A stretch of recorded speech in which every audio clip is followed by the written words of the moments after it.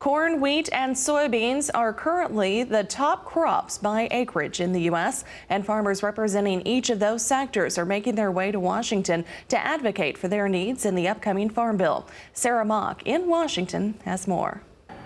Well, Farm Bill season is in full swing here on Capitol Hill, and we're joined by a number of farmers today as the Senate Ag Committee talks about priorities for that upcoming Farm Bill. We're here with David Schemm, a Kansas wheat farmer and also member of the National Wheat Growers Association. David, could you talk a little bit about why you folks are, what you folks are talking to the senators about this week? Yeah, obviously we've got a lot of different dynamics with this current Farm Bill coming up. Farm economy out there is hurting a lot for wheat farmers out there. You know, we've got 16% of our wheat farmers out there are extremely leveraged, which, I mean, economic conditions are tough on them out there. And so that's where this Farm Bill kicks in and really can be a lifeline for our producers. What's that number one big change that wheat growers really need to see in this Farm Bill?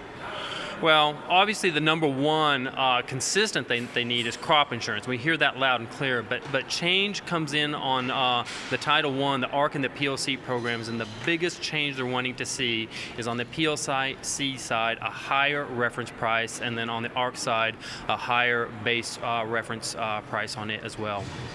Absolutely. You talked a little bit during your testimony today about one issue that wheat growers have is that it's not just about the quantity of wheat, it's also about the quality. Could you unpack that a little bit and explain what's going on there?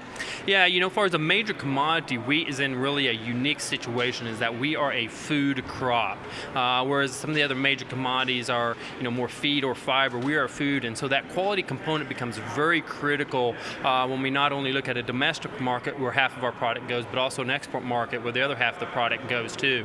And we've had some issues with quality in the area. The past couple of years in the southern parts of our country, in the hard red winter, we've had problems with protein quality, and in the northern parts we've had a problem with falling numbers, which has really impacted producers' abilities to have effective crop insurance. Trade was also a big topic during the session this morning. Could you talk a little bit about maybe the FMD programs, the MAP programs, other Farm Bill programs that have helped wheat growers over the last 5 years?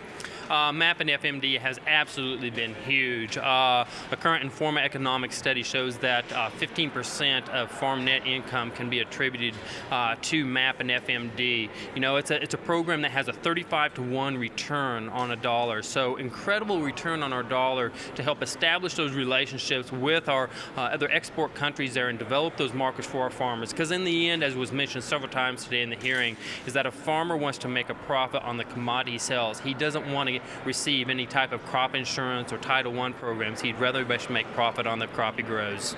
Well, thank you so much, David. Absolutely, those crop issues make crop insurance even more important, which is what we're here to talk about today on the Hill: crop insurance, commodities, and trade with Senate lawmakers as we get into the 2018 Farm Bill.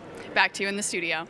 Thank you, Sarah. Now, David Schemm also told senators about many of the contributions wheat farmers make, including the fact that Kansas wheat farmers produce enough wheat every year to bake about 36 billion loaves of bread.